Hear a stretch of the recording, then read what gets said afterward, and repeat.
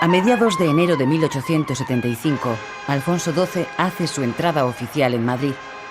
Apenas han transcurrido 2 semanas desde que triunfara en Sagunto, favorecido por la pasividad del ejército, el pronunciamiento del general Martínez Campos proclamándole rey. La acción de Martínez Campos contó con la desaprobación del líder de la causa alfonsina, Antonio Cánovas, contrario a que el rey fuera repuesto en el trono gracias a un golpe de Estado. Los españoles que le reciben esperan que el nuevo rey acabe con las 2 guerras que siguen abiertas y termine con la inestabilidad política que España lleva padeciendo desde la Revolución de 1868. La restauración de los Borbones en el trono, 6 años después de su expulsión, ha sido posible gracias al trabajo político de varios años que Cánovas ha realizado en favor de la causa alfonsina.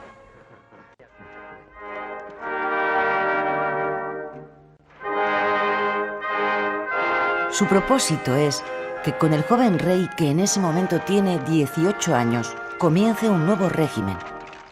Lo que Cánovas pretende es dar a la sociedad civil el protagonismo de la política y sustituir el recurso al pronunciamiento militar por el acuerdo entre 2 grandes partidos para la alternancia en el poder, al estilo británico.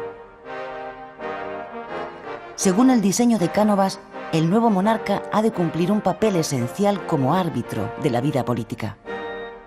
Esta es la tarea que le espera a Alfonso XII cuando llega al Palacio Real.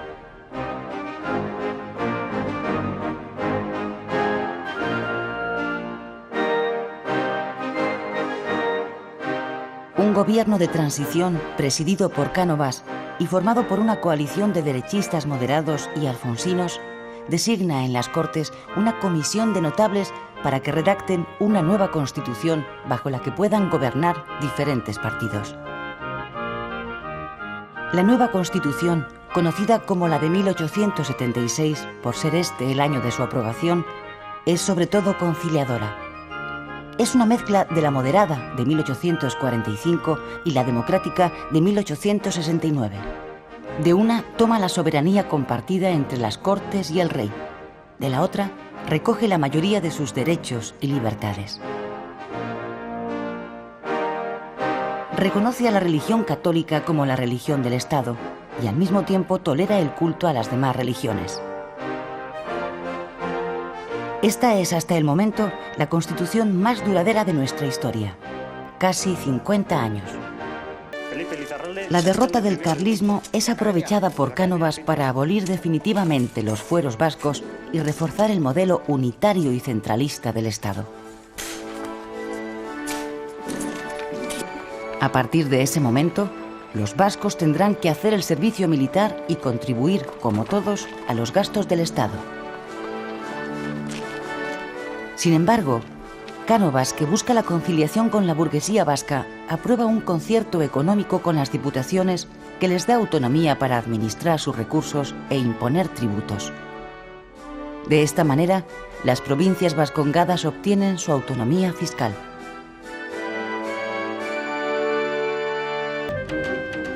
Terminada la guerra carlista, acabar con la guerra de Cuba es el gran objetivo del gobierno de Cánovas. Con esa intención decide el envío de más soldados y nombra capitán general de la isla al general Martínez Campos. Después de 10 años de guerra y con casi 60.000 soldados muertos, Martínez Campos logra convencer a los rebeldes para que acepten la paz a cambio de una amplia amnistía, reformas políticas y la abolición de la esclavitud. La paz se firma en Zanjón en 1878. El sistema político montado por Cánovas está basado en el bipartidismo. 2 grandes partidos se alternan en el poder. Uno de centro-derecha, el Partido Conservador, liderado por Cánovas, que ha dejado el espacio de la derecha a los moderados, y otro de centro-izquierda, el Partido Liberal, dirigido por Sagasta, donde están gran parte de los progresistas de la Revolución y algunos republicanos como Castelar. El rey, según la Constitución, es el encargado de administrar el poder entre los partidos. Él es quien propone al partido de turno para formar gobierno. Nunca en todo el siglo XIX, desde que comenzó el sistema de elecciones, las perdió el partido que las convocaba. Son los gobiernos quienes hacen las elecciones y no las elecciones al gobierno. El ministro de la Gobernación, llamado popularmente el elector, es el encargado de cocinarlas a través de la red de gobernadores civiles del Estado. El último eslabón y el más decisivo de la presión que el gobierno ejerce sobre los electores son los caciques. Personas de gran influencia en su demarcación son los encargados de transmitir a una población mayoritariamente analfabeta, el 70% no sabe leer ni escribir, los deseos del gobierno de turno. La regla de oro aplicada por los caciques con su clientela electoral es: para los enemigos la ley, para los amigos el favor. El caciquismo se hace fuerte en la España rural, donde los pequeños propietarios dependen de los caciques para su relación con el Estado, y en las pequeñas ciudades, donde las clases medias viven gracias al trabajo en la administración. El norte de España, Asturias, Cantabria y Vizcaya, es la zona más favorecida por la expansión de la minería. Aún se pueden apreciar en la costa de Vizcaya las heridas que ha dejado en el paisaje la extracción a cielo abierto del mineral de hierro, muy apreciado por la industria siderúrgica europea por su bajo contenido en fósforo, cualidad necesaria para la obtención de acero mediante los nuevos altos hornos. España se convierte en el mayor exportador de Europa de mineral de hierro. La mayor parte sale hacia Inglaterra. Los grandes beneficios que obtienen los exportadores vizcaínos con el mineral de hierro son reinvertidos en la construcción de modernos altos hornos en la orilla de la ría del Nervión. Alrededor de la minería y la siderurgia, los empresarios vascos crean otros negocios: banca, seguros, navieras y astilleros. Cataluña, especialmente Barcelona, se convierte durante el último tercio del siglo XIX en el centro de mayor expansión industrial de todo el país.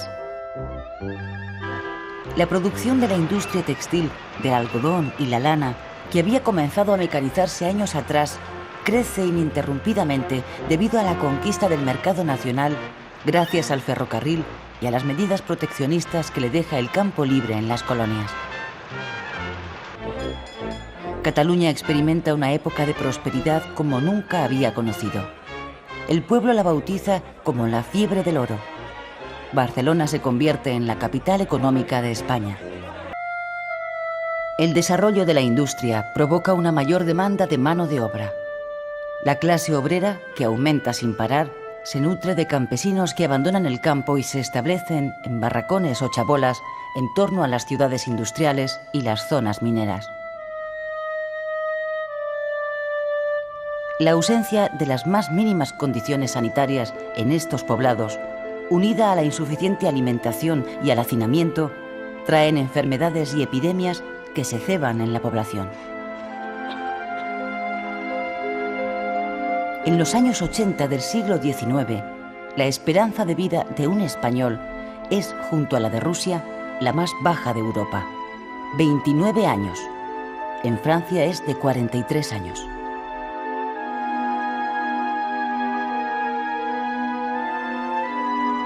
La vida de los obreros en las fábricas y minas es extremadamente dura. La jornada de trabajo está en torno a las 12 horas, con un jornal de 3 a 5 pesetas diarias, de 2 a 3 céntimos de euro. Estos jornales, a pesar de triplicar a los del campo, no llegan para mantener a una familia. Por eso todos sus miembros, incluidos los niños, tienen que trabajar para pagar, entre otras cosas, el alto alquiler del cuartucho o del barracón, donde los padres viven hacinados con los 5 hijos que tienen de promedio. En el campo, donde sigue viviendo la mayor parte de la población, la vida es aún más dura. Se trabaja de sol a sol por una peseta de jornal. La miseria, el atraso, la escasa alimentación y la ausencia de futuro hace que los campesinos más jóvenes emigren hacia la ciudad o hacia América. Durante las 2 últimas décadas del XIX, salen de España, principalmente hacia Cuba, huyendo del hambre, 1 millón de españoles de una población total de 17 millones. La Iglesia española sigue la nueva estrategia decidida por el Vaticano, que aconseja reconocer al Estado liberal a cambio de obtener más influencia social, y se muestra ahora dispuesta a colaborar con la monarquía liberal. El liberalismo ha dejado de ser pecado y la Iglesia, con la benevolencia de los gobiernos, tanto conservadores como liberales, se dispone a catolizar de nuevo a España. Poco a poco, la Iglesia católica va impregnando a la burguesía liberal de su estricta moral y de su liturgia, hasta lograr recuperar el poder social perdido tras la Revolución Liberal de los años 30. La Iglesia apuesta por la enseñanza religiosa como una de las vías para el adoctrinamiento católico de los españoles. Bienvenidos al Colegio de Jesús. En poco tiempo, el país se puebla de órdenes religiosas, muchas de ellas venidas de otros países europeos, que abren colegios dedicados a impartir enseñanza primaria y secundaria, sobre todo a los hijos de la burguesía. El país entero se conmueve en noviembre de 1885 con la prematura muerte de Alfonso XII, víctima de la tuberculosis. Tiene 28 años. El sistema político puesto en marcha por Cánovas se va a poner a prueba con el vacío institucional que deja la muerte del rey.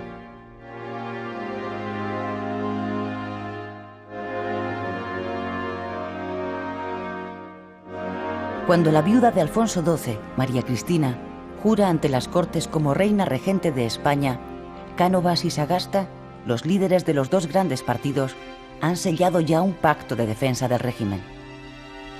El trato refuerza el modelo bipartidista y garantiza la alternancia en el poder. Cánovas cede el poder a Sagasta. Se inicia así, de la mano de los liberales, la regencia de María Cristina. La reina regente, que está acompañada por su hijo Alfonso XIII, inaugura en mayo la Exposición Universal. Barcelona, que en 1888 tiene 500.000 de habitantes, recibe durante la exposición 2 millones de visitantes. De todas las novedades expuestas, la que más llama la atención es un nuevo invento, la electricidad.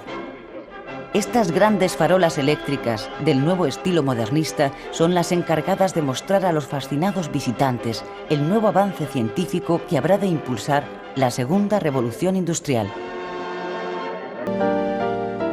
Cuando España entra en la última década del siglo XIX, nuestro régimen político está ya a la altura de los países avanzados de Europa.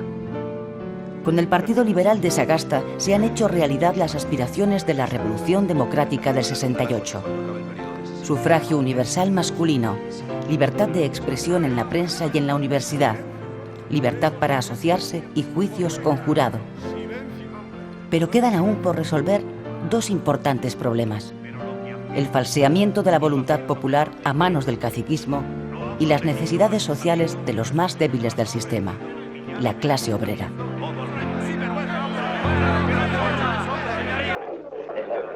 El terrorismo revolucionario que un grupo minoritario de anarquistas, partidarios del sabotaje y de la acción directa, practica en Europa como método de acción política, se ha instalado en Cataluña. A partir de este momento, Barcelona es sometida a una espiral de violencia que acabará extendiéndose a toda España y que a lo largo de los años se cobrará la vida de varios jefes de gobierno. ¡Extra! ¡Extra! Estados Unidos declara la guerra a España. Léalo en la edición especial del mundo. 25 de abril de 1898.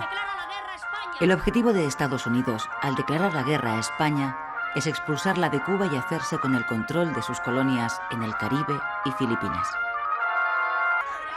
Unos días antes, el gobierno de Estados Unidos había dejado clara su posición.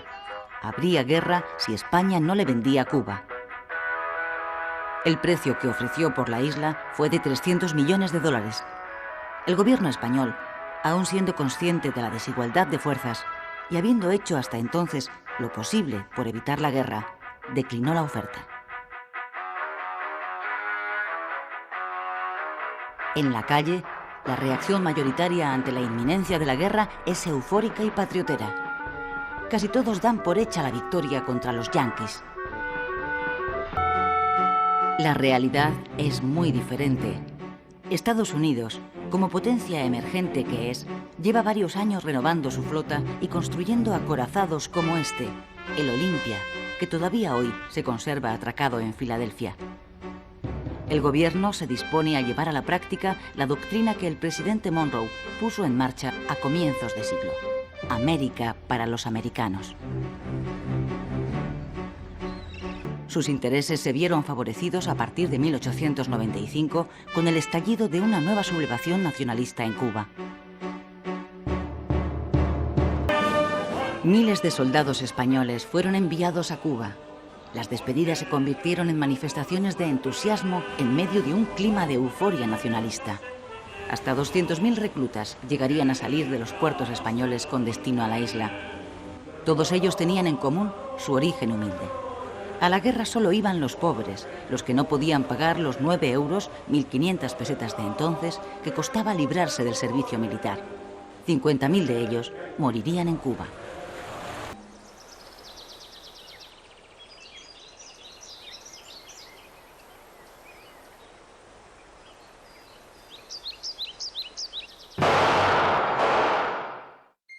Agosto de 1897. El presidente de gobierno, Cánovas, es asesinado en el balneario de Mondragón, donde veranea. El autor es un anarquista italiano que actuó solo. Todavía hoy continúa siendo un enigma quién estuvo detrás del magnicidio.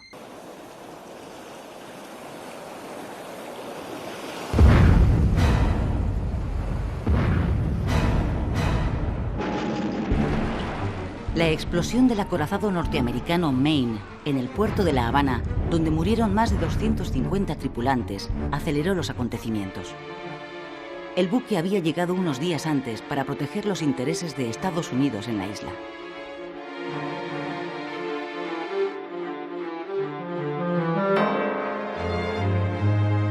Las últimas investigaciones apuntan hoy a un accidente como causa de la explosión. Pero la reacción de la opinión pública norteamericana fue unánime. Se acusó a España de sabotaje. La prensa exigió represalias a su gobierno e incluso ofreció una recompensa a quien descubriera a los autores, por supuesto españoles, de la tragedia. A España ya le resultaba casi imposible evitar la guerra. El gobierno ordenó entonces a una parte de la escuadra española partir hacia Cuba para reforzar su protección. Otra parte la envió a Filipinas. ¡Extra! ¡Extra! ¡Estados Unidos declara la guerra a España! ¡Extra! ¡Extra! Con la declaración oficial de guerra a España, en abril de 1898, Estados Unidos se dispone a poner en marcha su proyecto imperialista. Al gobierno español, consciente de la desigualdad de fuerzas, no le queda otra solución que aceptar el duelo, presionado también por el clima ultranacionalista que domina al país. El 1 de mayo de 1898, España sufre la primera derrota. En Cavite, Filipinas, la flota española es literalmente barrida por la norteamericana. Esta es la bocana de la bahía de Santiago de Cuba, donde tiene lugar el 3 de julio la batalla decisiva de la guerra. Dentro está la flota española mandada por el almirante Cervera. En contra de su opinión, Cervera da la orden de salir. Obedece órdenes del gobierno. Fuera de la bahía, la flota norteamericana espera.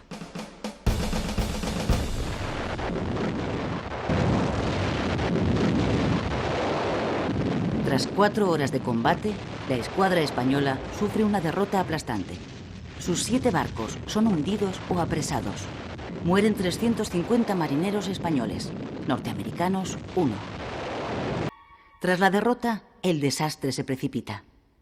3 meses más tarde, en octubre de 1898, España firma en París el Tratado de Paz por el que reconoce la independencia de Cuba y además cede a los Estados Unidos, Filipinas y Puerto Rico. Es el fin del Imperio español y el comienzo del Imperio americano. Consumada la derrota, los 150.000 soldados supervivientes emprenden el regreso a España. Son héroes anónimos de la primera guerra relámpago de la historia. Ellos, que fueron a la guerra porque no tenían el dinero necesario para librarse de ella, son las auténticas víctimas del desastre. Esta injusticia es el germen de un creciente sentimiento antimilitarista en la sociedad española. Después del desastre, como pasó a llamarse la fulminante derrota, el ánimo de los españoles cae abruptamente desde el entusiasmo al pesimismo y la frustración. A las tertulias de los cafés llega una palabra que empieza a ponerse de moda: regeneración. Los regeneracionistas, intelectuales encabezados por Joaquín Costa, aspiran a resolver los males de la patria aplicando una política quirúrgica que acabe de una vez con la oligarquía y el caciquismo.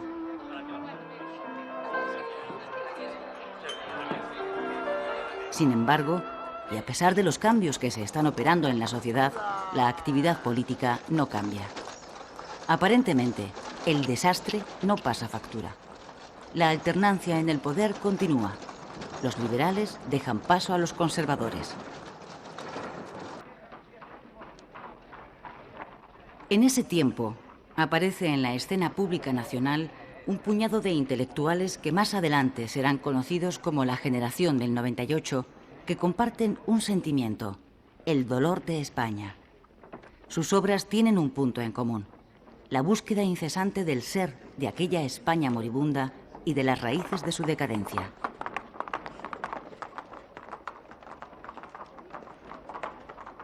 A la generación del 98 pertenecen escritores y pensadores de la talla de Unamuno, Baroja, Maeztu, Machado, Valle Inclán o Azorín.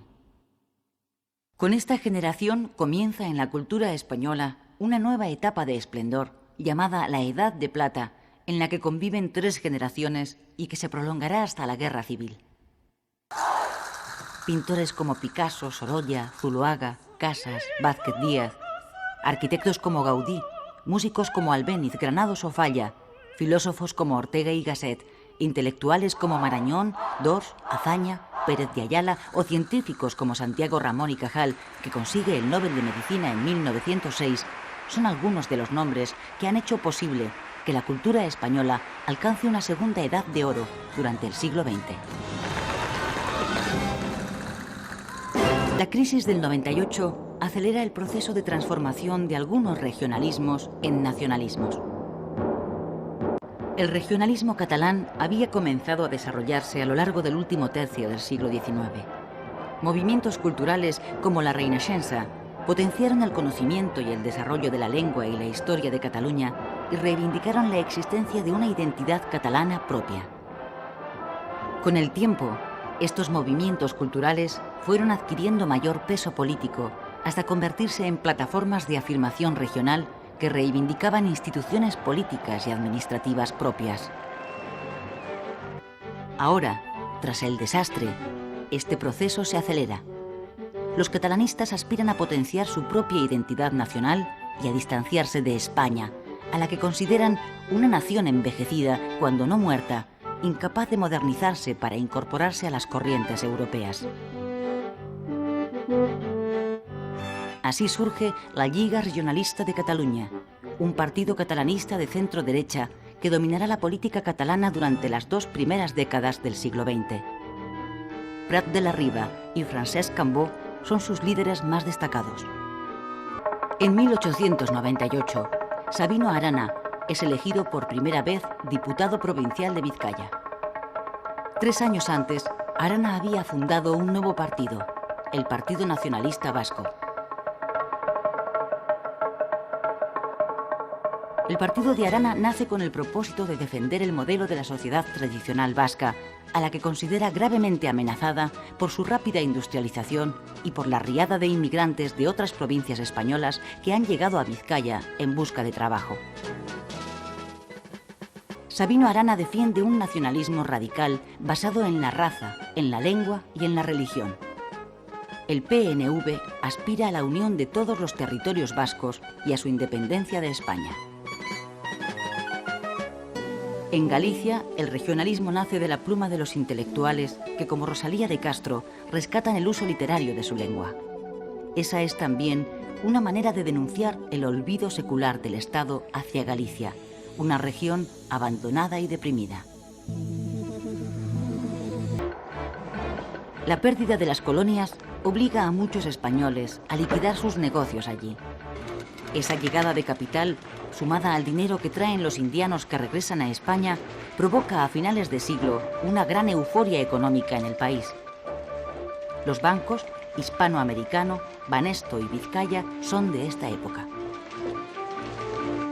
El dinero repatriado proporciona al desarrollo industrial y financiero en España un fuerte impulso que se mantendrá con el nuevo siglo.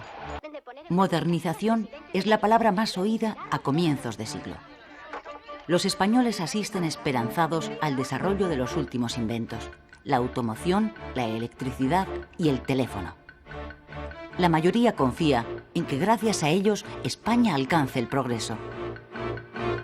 Compitiendo con los espectáculos tradicionales de las ferias, el cinematógrafo, que cumple 5 años con la entrada del siglo XX, se convierte en el espectáculo favorito de gentes de toda clase y condición.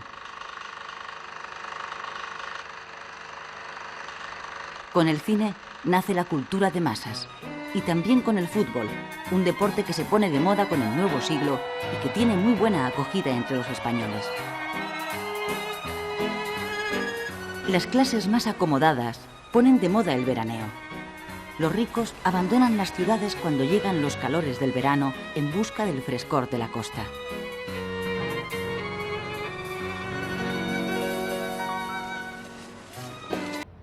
Enero de 1902. Alfonso XIII, a punto de cumplir 16 años, estrena su diario personal y escribe: «Este año me encargaré de las riendas del Estado, acto de suma trascendencia tal y como están las cosas, porque de mí depende si ha de quedar en España la monarquía borbónica o la república». Cuando jura la Constitución de 1876 en el Congreso, el rey tiene muy presente una idea que también ha escrito en su diario: «Yo puedo ser un rey que se llene de gloria regenerando la patria, pero también puedo ser un rey que no gobierne, que sea gobernado por sus ministros y por fin puesto en la frontera». La España sobre la que Alfonso XIII va a reinar es un país atrasado, con cerca de 19 millones de habitantes que luchan cada día por su difícil supervivencia. La esperanza de vida es de 34 años. Las familias tienen una media de 5 hijos. La mortalidad infantil es extremadamente alta. Casi la mitad de los niños que nacen no llegan a los 5 años. Los que sobreviven están condenados, en su inmensa mayoría, a ser analfabetos. De hecho, el 64% de los españoles no sabe leer ni escribir. España es un país sin apenas industria. La poca que hay está localizada en el País Vasco y Cataluña. El trabajo en las fábricas es el más solicitado porque es el mejor pagado. El sueldo diario oscila entre las 3 y las 4 pesetas, 2 céntimos de euro. Las mujeres cobran la mitad. No ha sido hasta el comienzo del siglo XX cuando el Estado ha empezado a ocuparse de la protección social. El Gobierno acaba de aprobar la Ley de Protección a Mujeres y Niños que, entre otras cosas, prohíbe que trabajen los menores de 10 años, pero los que sepan leer y escribir pueden trabajar desde los 9 años.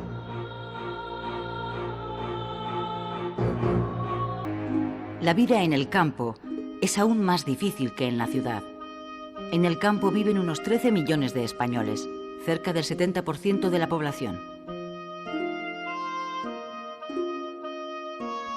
La mala distribución de la propiedad de la tierra, o fincas inmensas o terrenos mínimos, la pobreza del suelo, la escasez de agua y el deficiente desarrollo de los regadíos sitúan las condiciones de vida en el campo por debajo del nivel de subsistencia. La producción del campo no da para alimentar a todos los que malviven en él. La emigración sigue siendo la única vía de escape del campesino.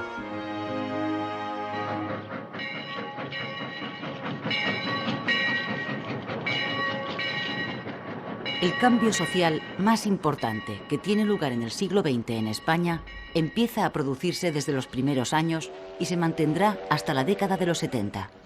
El desplazamiento de la población desde el campo a las ciudades, huyendo de la miseria. El mundo rural permanece estático, atrapado en el pasado, pero las ciudades crecen y se transforman. Ni siquiera la reindustrialización del país permite que haya trabajo para todos. Miles de hombres y mujeres se ven en la necesidad de emigrar al extranjero en busca de un modo de vida. Durante el reinado de Alfonso XIII, 2,5 millones de españoles emigran a Argentina, Uruguay, Chile y otros países de América.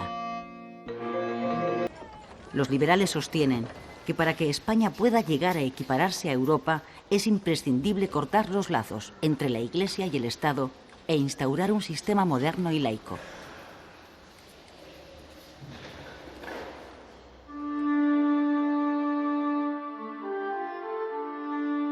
Bajo el reinado de Alfonso XIII, los dos grandes partidos dinásticos, el liberal y el conservador, continúan turnándose en el gobierno. Solo sus líderes han cambiado. El Partido Conservador está ahora dirigido por un liberal que se había refugiado en las filas conservadoras, Antonio Maura. Maura lleva a cabo una política regeneracionista. Quiere acabar con el caciquismo, democratizar el sistema y atraer hacia la política a las desmovilizadas clases medias. Con la llegada del nuevo siglo, los partidos republicanos que se habían quedado fuera del Parlamento recuperan su presencia pública en las zonas urbanas del país. En Barcelona, el abogado y periodista Alejandro Lerroux se convierte en el ídolo político de las clases trabajadoras. Otro periodista, Vicente Blasco Ibáñez, desde el periódico El Pueblo, convierte a Valencia en la capital republicana de España. Ceuta, Melilla y otras pequeñas plazas en el norte de África son lo único que ya le queda a España de su pasado colonial. El desastre del 98 había dejado un ambiente popular de rechazo a las aventuras coloniales. A pesar de ello, España se ve forzada en la Conferencia Internacional de Algeciras de 1906 a asumir su responsabilidad internacional de control en la zona de influencia en torno a Ceuta y Melilla, incluida la región del Rif, y a incrementar la inversión en sus minas.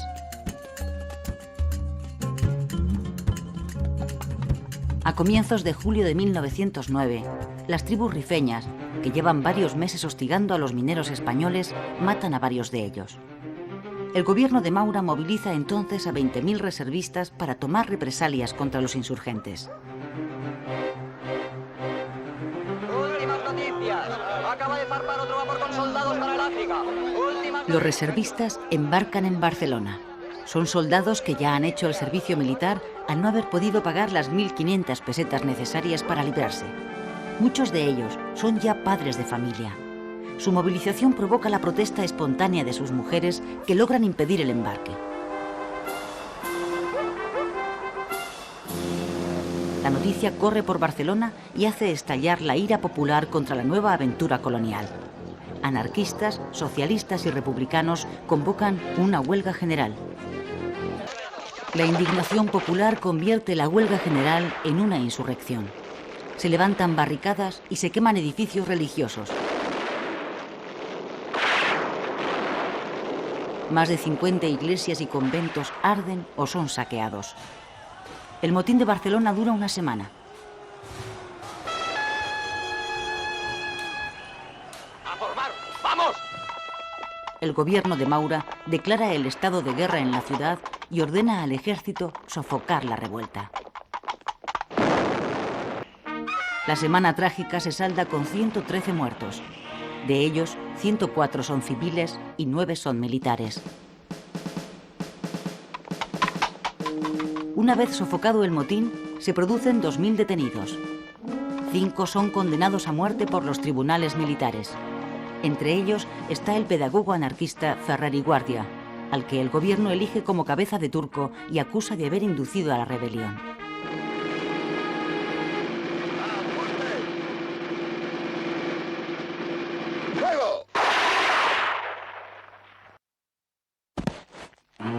Tras el fusilamiento de Ferrer, la izquierda europea y americana, que le considera un mártir del pensamiento libre, organiza una intensa campaña de protesta internacional contra el gobierno español.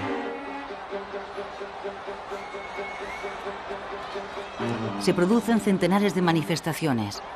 Solo en la de París se concentran 50.000 manifestantes. En España, los liberales, que hasta ese momento habían apoyado al gobierno, deciden sumarse al frente antimaurista ya existente, formado por republicanos, socialistas y anarquistas, y organizan manifestaciones por todo el país pidiendo la dimisión de Maura. El rey cede ante la presión, le retira su confianza y llama a los liberales para formar nuevo gobierno.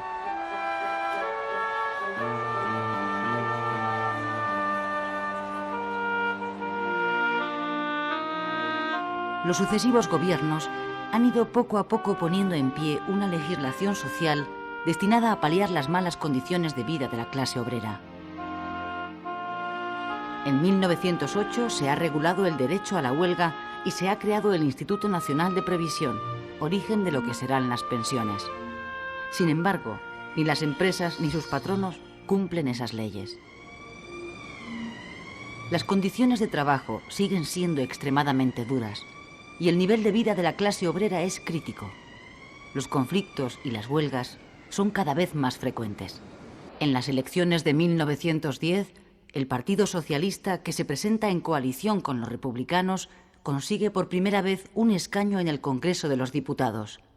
Pablo Iglesias, fundador del PSOE, es el primer representante obrero que se sienta en las Cortes.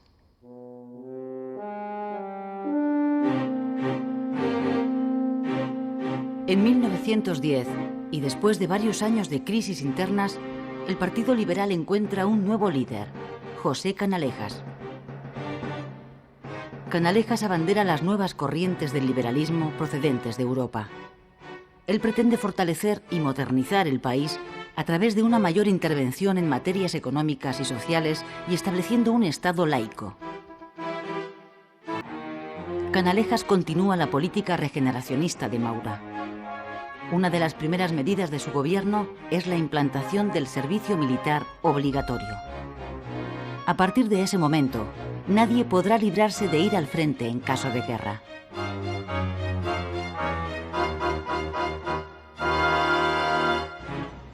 Otra de sus reformas es la abolición de los consumos, unos impuestos indirectos muy impopulares que gravaban sobre todo los artículos de primera necesidad. De acuerdo con su propósito de reforzar el poder civil frente a la Iglesia, Canalejas saca también adelante la llamada Ley del Candado, por la que queda prohibido que se establezcan en el país nuevas órdenes religiosas.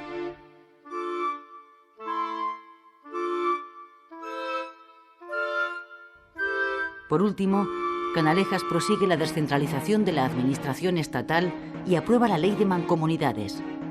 Esa ley recoge la aspiración de la Lliga Regionalista de asociar las 4 provincias catalanas en una mancomunidad que gestione las obras públicas, la beneficencia y la cultura de toda Cataluña.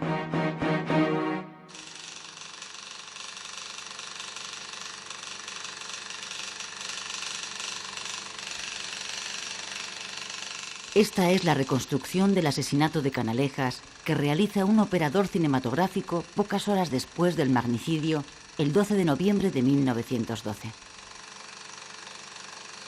Con la muerte de Canalejas acaba también la esperanza de regeneración del sistema político vigente en ese momento. A partir de entonces, comienza una lenta pero inexorable erosión de los dos partidos en que se apoya la monarquía, el liberal y el conservador. Julio de 1914. 50 millones de jóvenes europeos son movilizados para ir a la guerra que acaba de estallar en Europa y que será conocida más tarde como la Primera Guerra Mundial. En España es Eduardo Dato quien preside en esos momentos el gobierno. Dato decreta inmediatamente la neutralidad y la no intervención de nuestro país. La neutralidad española estimula la actividad económica del país, que crece de modo incesante en el transcurso de la guerra. La demanda de nuestros productos en el mercado extranjero se dispara. Desde la industria al campo, pasando por la minería, todos los sectores conocen un periodo de bonanza. Se vende todo lo que se produce. Los cuantiosos beneficios obtenidos propician el desarrollo del capitalismo español. La burguesía es la gran favorecida por esta súbita prosperidad. Muchas de las grandes fortunas familiares del país surgen en ese tiempo. La clase obrera, sin embargo, se ve perjudicada a largo plazo por los efectos económicos de la Gran Guerra. El exceso de exportación acaba provocando escasez en los productos de primera necesidad y, en consecuencia, su encarecimiento. Durante los 4 años de la guerra, el coste de la vida sube en España un 40%, mientras los sueldos permanecen al mismo nivel. En claro contraste con la euforia de la burguesía, crece la indignación de los obreros, los grandes perjudicados por la inflación. Muchos se afilian a los sindicatos de clase que presionan a las empresas para conseguir subidas salariales. Tanto la CNT como la UGT se convierten en esta época en auténticos sindicatos de masas. Los trabajadores no organizados, como los funcionarios o los campesinos, ven cada vez más amenazado su ya ínfimo nivel de subsistencia. El malestar y el descontento llegan también al ejército, una institución arcaica, mal dotada y sobrecargada de mandos. 16.000 oficiales para 80.000 soldados. El bajo nivel de sus sueldos y los polémicos ascensos por méritos de guerra que favorecen a los militares que sirven en Marruecos son motivo de irritación creciente. A comienzos de 1917 surgen primero en Cataluña y después en toda España las Juntas de Defensa, una especie de sindicato militar con un discurso regeneracionista que aspira a poner remedio a los problemas del ejército. El sistema político de alternancia, que lleva 40 años funcionando en España, entra también en crisis. Los dos grandes partidos que se turnan en el gobierno están profundamente debilitados a causa de sus constantes peleas internas. De acuerdo con republicanos, reformistas y socialistas, Cambó convoca en Barcelona, en julio de 1917, una asamblea de parlamentarios para forzar un cambio político. Su propósito es liquidar el sistema de turno de partidos, llevar a cabo una reforma constitucional que permita la autonomía de las regiones y formar un gobierno de consenso con participación de todos los grupos políticos. Pero el gobierno de Eduardo Dato disuelve la asamblea tachándola de separatista.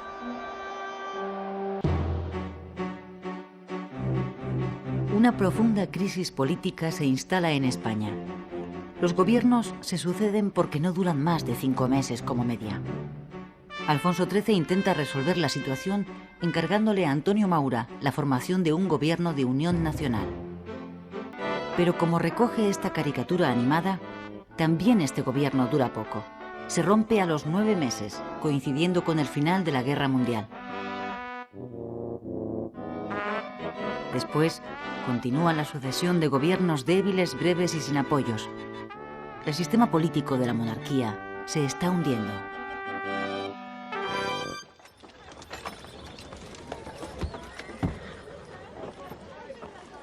Estas imágenes son las primeras que existen de la celebración del 1 de mayo. Son de 1919 y corresponden a la manifestación que organiza la UGT en Madrid. El sindicato celebra también la última gran conquista de los trabajadores, la implantación hace pocos días de la jornada de 8 horas. España es uno de los primeros países en introducir esta medida. Europa vive en esos momentos azotada por una crisis económica profunda y generalizada que ha provocado un aumento de la conflictividad social y un gran desarrollo del sindicalismo. En nuestro país, la UGT ha llegado a los 250.000 afiliados y la CNT a los 700.000.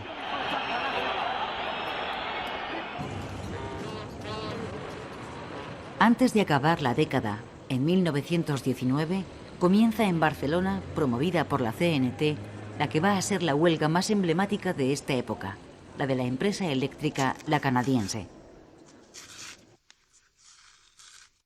La huelga, que se prolonga más de un mes, deja Barcelona a oscuras y se acaba extendiendo a otras empresas de la ciudad. El conflicto se agudiza con la creación por los patronos de los llamados sindicatos libres, que en realidad son grupos armados creados para romper las huelgas y asesinar a los sindicalistas más destacados. Los anarquistas, para defenderse, crean a su vez sus propias bandas de pistoleros. Comienza así una espiral de sangre, el pistolerismo, en la que el terrorismo sustituye a la lucha sindical.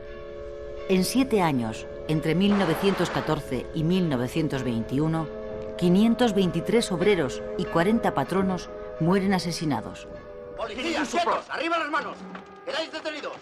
Para acabar con el pistolerismo, el gobierno conservador de Eduardo Dato, que cuenta con el apoyo de los catalanistas, desencadena una represión contra los anarquistas de una ferocidad desconocida hasta entonces. Las cuerdas de presos y la ley de fugas se ponen a la orden del día.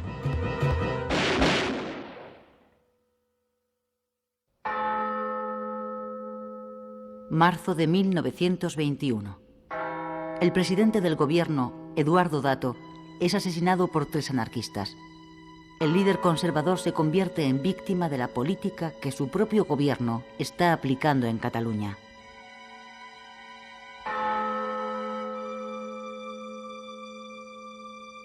El rey preside por segunda vez en su reinado el entierro de un presidente asesinado. El 16 de julio de 1921, los rifeños atacan masivamente y cercan a los soldados españoles destacados en Anual. 5 días después, el general Silvestre ordena la retirada hacia Melilla, pero la retirada acaba convirtiéndose en una desbandada. El llamado desastre de Anual se salda para España con 12.000 muertos y más de 1.000 prisioneros.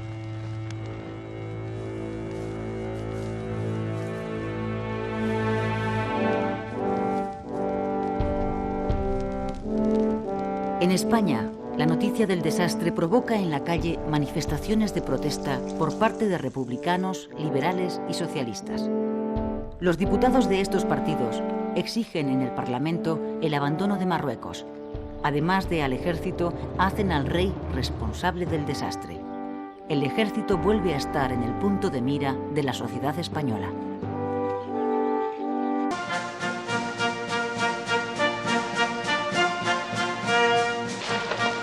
Españoles, ha llegado para nosotros el momento más temido que esperado de recoger las ansias, de atender el clamoroso requerimiento de cuantos amando a la patria no ven para ella otra solución que libertarla de los profesionales de la política. Con la lectura de este manifiesto, el 13 de septiembre de 1923, el capitán general de Cataluña, Miguel Primo de Rivera, da un golpe de Estado que triunfa sin apenas oposición ante la indiferencia de la mayoría de los españoles. Solo una parte de la burguesía, especialmente la catalana azotada por la violencia sindical y el pistolerismo, aplaude el golpe. Por lo que se refiere al rey, Alfonso XIII acepta inmediatamente las consecuencias del golpe y, haciendo caso omiso de la Constitución, apoya la formación de un gobierno de militares presidido por Primo de Rivera.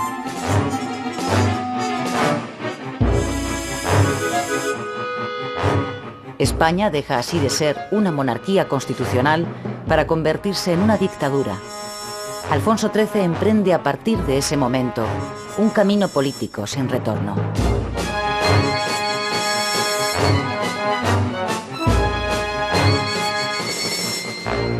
El nuevo régimen suspende las garantías constitucionales, disuelve las Cortes, expulsa a los partidos políticos fuera de la vida pública, establece la censura de prensa, pone en manos de los militares el gobierno de las provincias.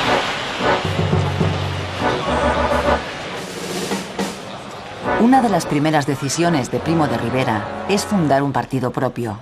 Lo que busca con ello es ampliar la base social de la dictadura y crearse una plataforma política para el futuro.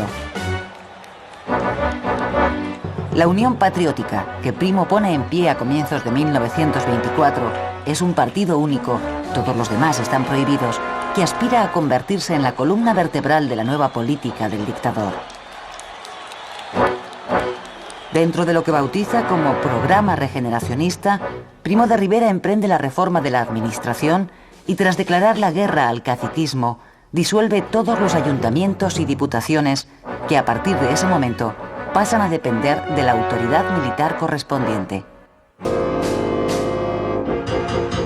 8 de septiembre de 1925, puerto de Ceuta. El general Primo de Rivera acaba de embarcar en el buque insignia de la Armada, el acorazado Alfonso XIII. Desde allí va a dirigir una nueva y decisiva intervención militar en Marruecos, el desembarco en la bahía de Alhucemas. El líder rifeño Abdelkrim ha extendido la guerrilla al protectorado francés, lo cual ha favorecido el acuerdo entre España y Francia para acabar con la insurrección rifeña.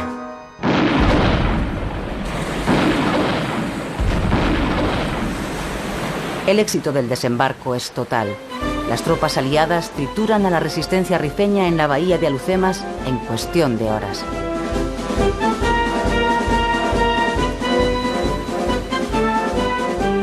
Seis meses después, el ejército español domina el Rif y su líder, Abdelkrim, se rinde a los franceses. Los oficiales africanistas, los que han hecho su carrera militar en Marruecos, jugarán pocos años después un papel decisivo en la historia de España. Son Sanjurjo, Mola, Godet, Varela o Franco. Para estimular la economía española, la dictadura pone en marcha un ambicioso plan de obras públicas que modernice la muy anticuada e ineficiente red de comunicaciones.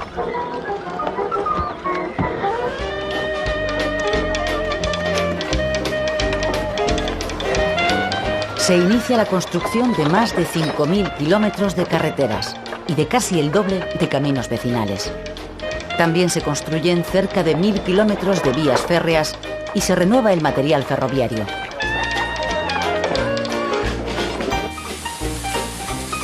Simultáneamente, se pone en pie una política hidráulica de gran importancia para el país. Se crean las confederaciones hidrográficas para el aprovechamiento integral del agua. Se construyen embalses, canales de riego y también saltos de agua para satisfacer el incremento de demanda de energía eléctrica.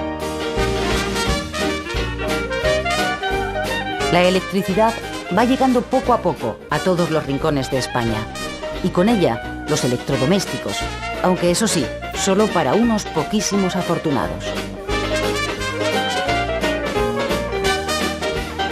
El plan de obras públicas puesto en marcha por la dictadura produce efectos muy positivos sobre la economía española, como una notable expansión industrial y un claro incremento del empleo. La prosperidad económica, sumada a la férrea disciplina impuesta en el mundo laboral, tienen como resultado una mayor estabilidad social, ya que el número de huelgas disminuye drásticamente. Con la mejora de las comunicaciones, el número de automóviles se multiplica por 3 durante esta década. El turismo extranjero empieza a llegar y los coches de línea recorren el país rompiendo el aislamiento del campo respecto a la ciudad.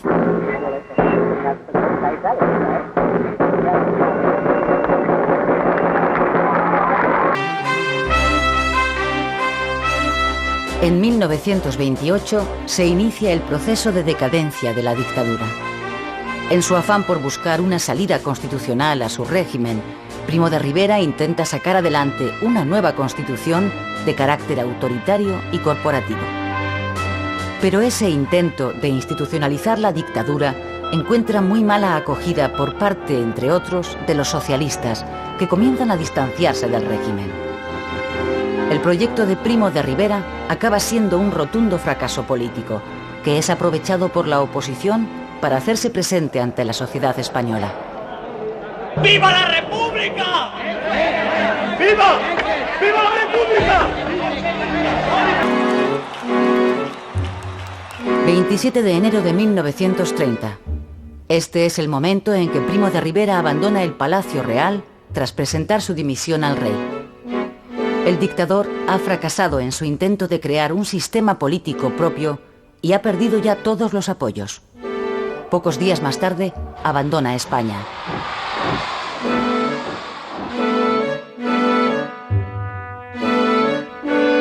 Con el prestigio de la monarquía profundamente deteriorado a causa de su complicidad con la dictadura, Alfonso XIII tiene ante sí una ardua tarea: tutelar el primer intento de transición política a la democracia de la historia de España.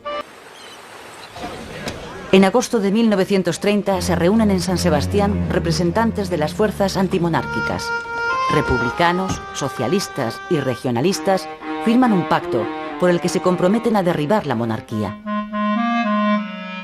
Los grandes intelectuales españoles defienden esa misma posición.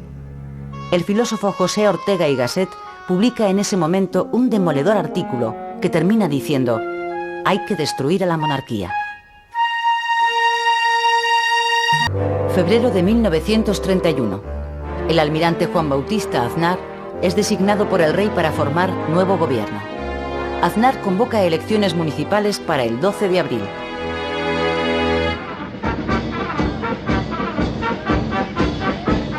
Durante la campaña electoral, los republicanos presentan las elecciones locales como un plebiscito sobre la monarquía. Los resultados electorales suponen para todos una sorpresa. Aunque el número de concejales monárquicos supera al de republicanos, estos triunfan en las ciudades donde la libertad de voto es real. Hasta allí no llega el poder de los caciques. Tras conocerse los resultados, el presidente de gobierno, almirante Aznar, acude a despachar con el rey. A la entrada, los periodistas le preguntan si habrá crisis, y Aznar responde: ¿qué más crisis quieren ustedes que la de un país que se acuesta monárquico y amanece republicano? La monarquía cae ese día. No ha sabido adaptarse a la modernización que pide el país, se ha quedado caduca y además el pueblo la identifica con la oposición al cambio.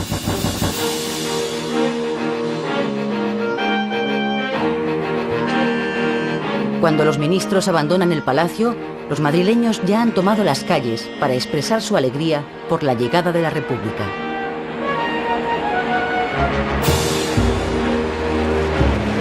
Al caer la tarde, el gobierno provisional iza la bandera republicana en el balcón del Ministerio de la Gobernación, en la Puerta del Sol.